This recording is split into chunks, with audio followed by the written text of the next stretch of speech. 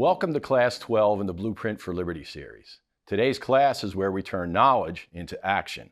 We've studied the Constitution, exposed the threats to our liberties, and analyzed the plans of those who seek to merge the United States into a one-world government.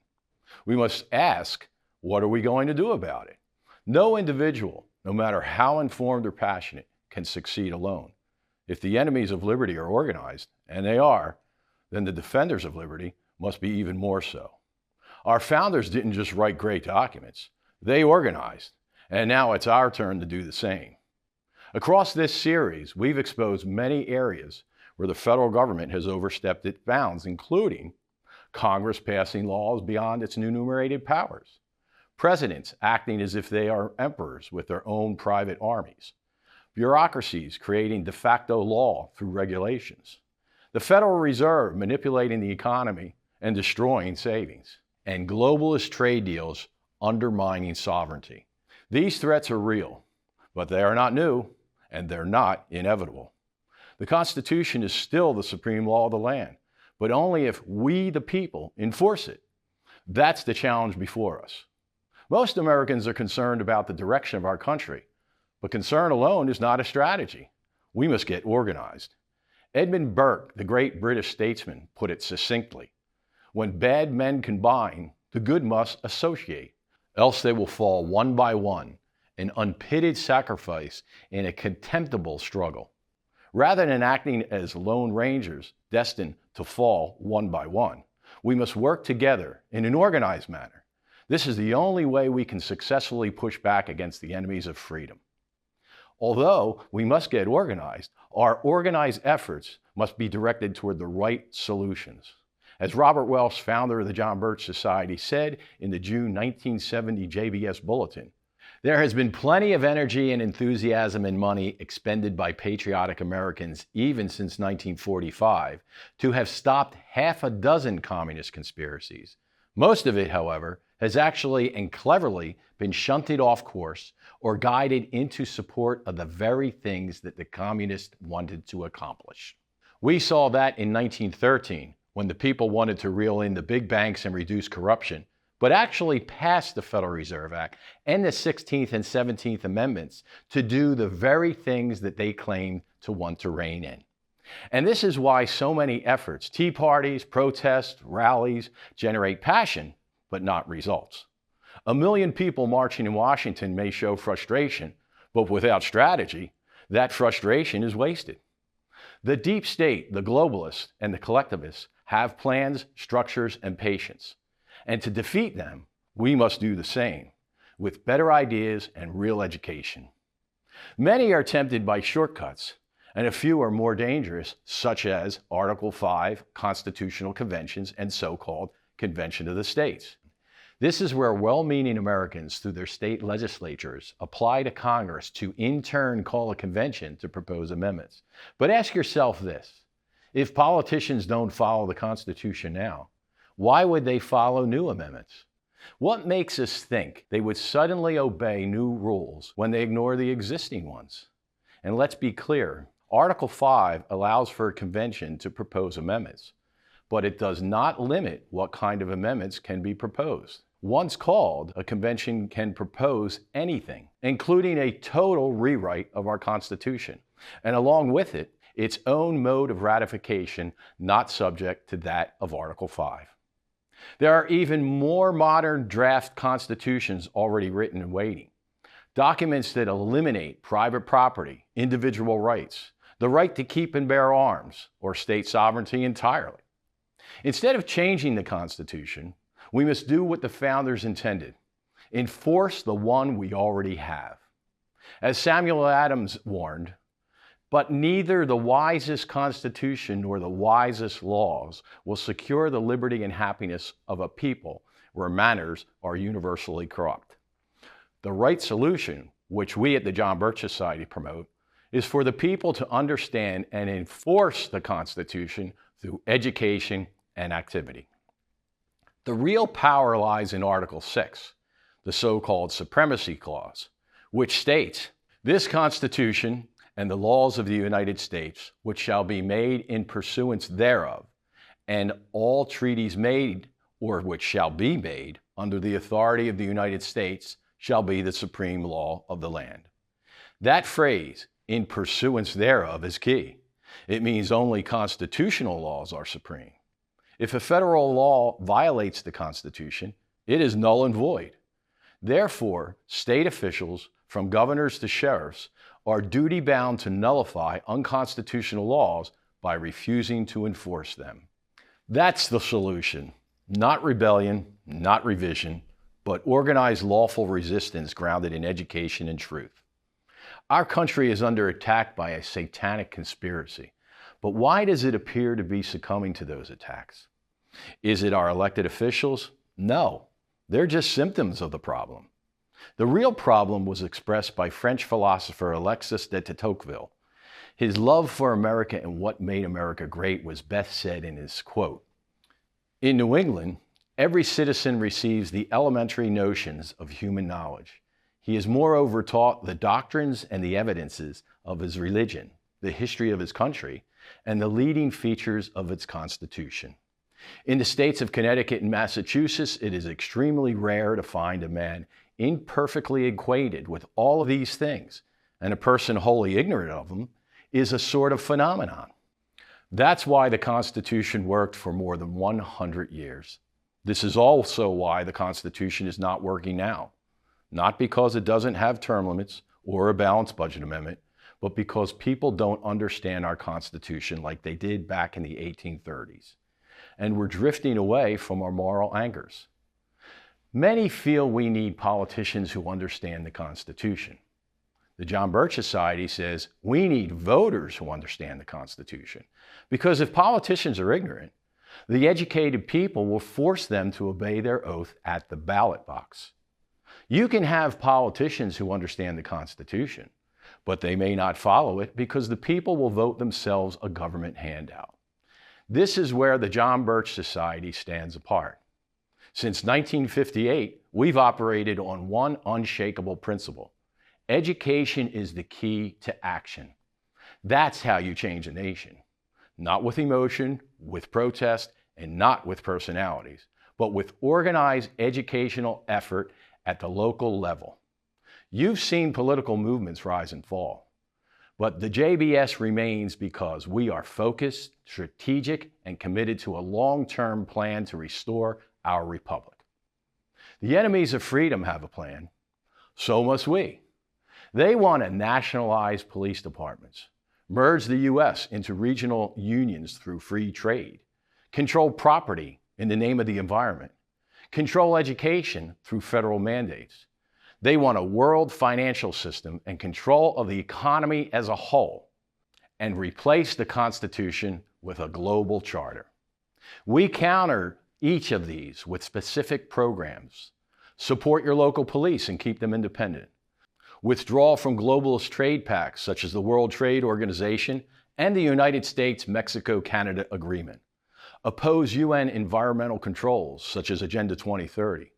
Promote educational freedom through homeschooling, such as Freedom Project Academy. Defend the Constitution from revisionist impulses of an Article 5 Constitutional Convention. Ending the Federal Reserve, a private cartel that has destroyed our currency and robbed people through inflation. And get us out of the United Nations to prevent our entry into a one-world government. Now we arrive at the most powerful organizing tool you can use, the 110-6 program. Each JBS member commits to reaching 100 households with educational material 4 times a year, such as the Freedom Index, congressional and legislative scorecards, pamphlets on current issues, and the New American magazine. Each of these 100 households may include 2 or more voters. This means that one member can influence 400 plus voters. In a team of 10, that's 4,000 voters, enough to influence a legislative race.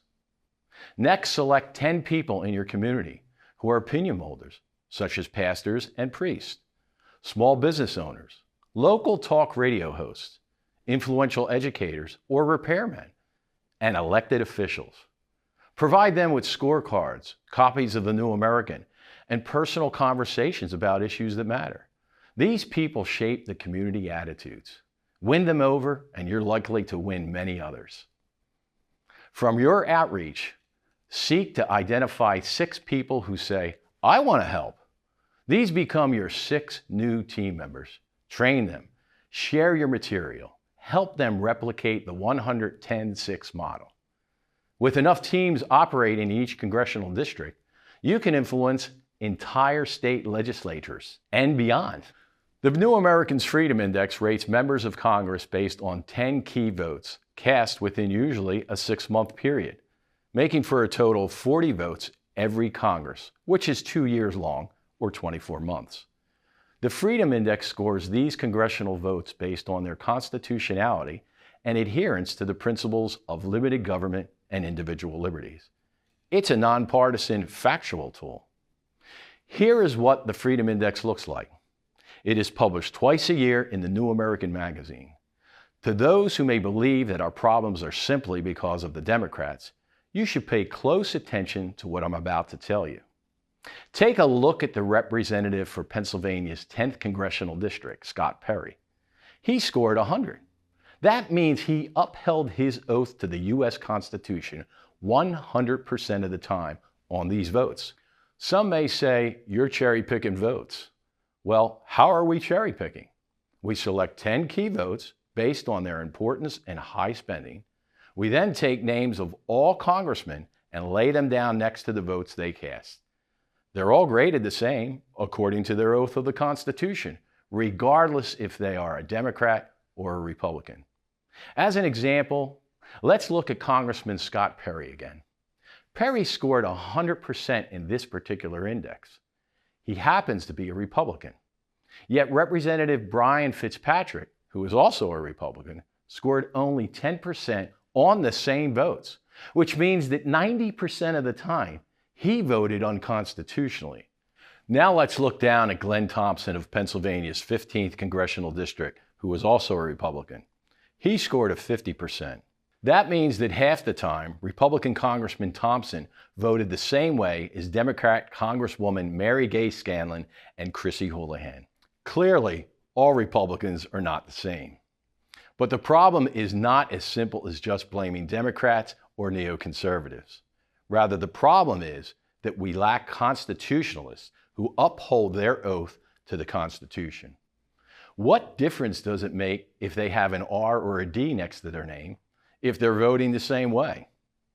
At the end of the day, the Freedom Index exposes reality, and I like to call the Freedom Index the truth serum. Party labels mean nothing, and principles matter. Moving on to the congressional scorecards and legislative scorecards, these are individual report cards for your U.S. representative, U.S. senators, and state legislators that you can hand out to educate voters in your neighborhood. You can and should be using them in your 110-6 program. You should also take them to one of your 10 opinion molders.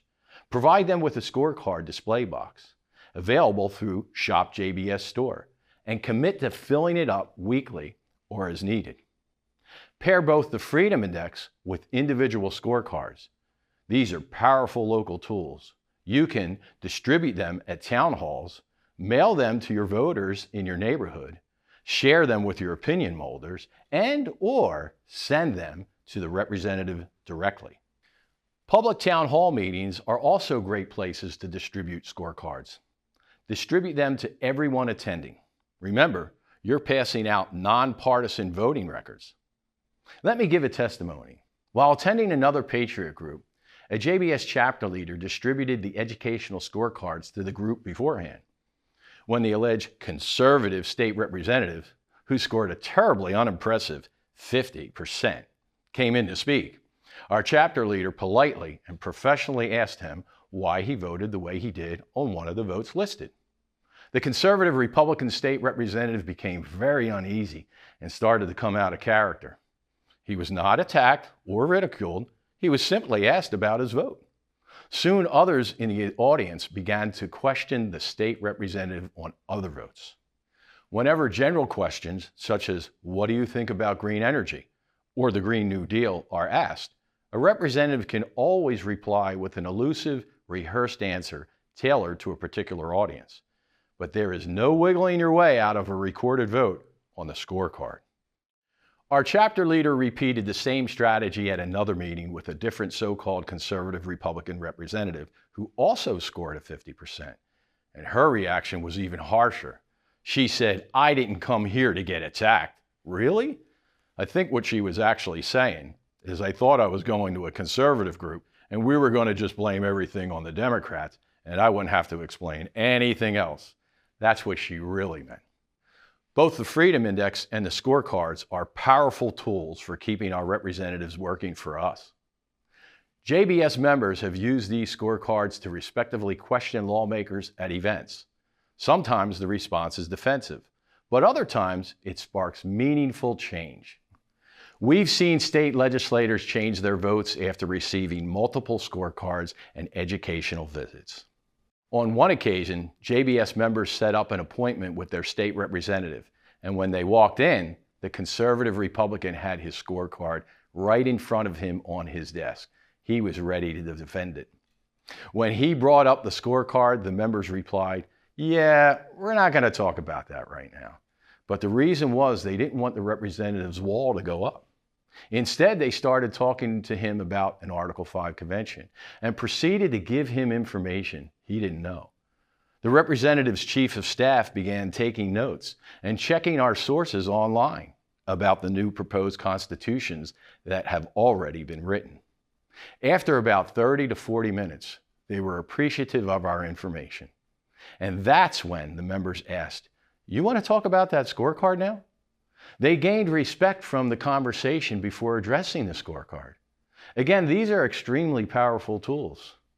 This then begs the question, are you meeting with your representative to educate them about the issues and review their votes? To support your local efforts, JBS also offers legislative alerts, pre-written letters you can email to state and federal lawmakers with a click, pamphlets on an array of topics, Agenda 2030, the Constitution, CON, nullification, and more. Slim Jims, handouts with QR codes that link to the Freedom Index or scorecards. The New American Magazine, a monthly in-depth news publication with original reporting. Freedom Project Academy, a K-12 classical online homeschool program. The Blue Book, Robert Welsh's founding vision for the John Birch Society. All these and more are available at jbs.org or through your local JBS chapter. One of the strongest lines of the Declaration of Independence is its concluding sentence. And for the support of this declaration, with a firm reliance on the protection of divine providence, we mutually pledge to each other our lives, our fortunes, and our sacred honor. They didn't just talk about liberty.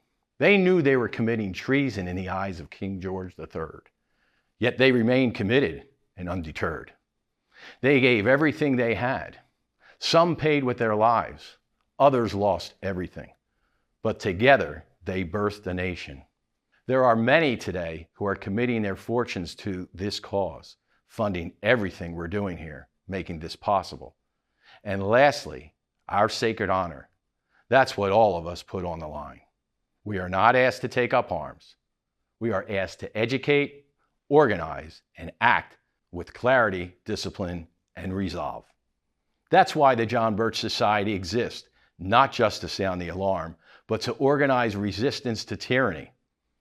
Our job is to be the watchman on the wall, not panicked, not passive, but prepared. By now, you should have a deeper understanding of the agenda of the enemies of freedom and the structure of the John Birch Society's counter agenda. The next step is yours. If you're sitting on the sidelines, get involved. If you're a Lone Ranger, get involved in the John Birch Society, for there's no better vehicle for organizing patriots to restore the Republic. If you're already a JBS member, implement the 110-6 strategy and keep pressing at it. Organize your chapter, reach households, cultivate opinion molders, recruit, recruit, and recruit. Robert Welsh used to say, if you're not recruiting, you're not birching. Use JBS tools. Educate your community. Hold your legislators accountable. We don't need 1 million people marching in Washington. What we need is 500 patriots in each congressional district doing the work quietly, persistently, and locally. As Robert Welsh said, we need disciplined pullers at the oars and not passengers in the boat. This is how we win. This is how we organize, and this is how we restore America. This concludes Class 12. Now let's get to work.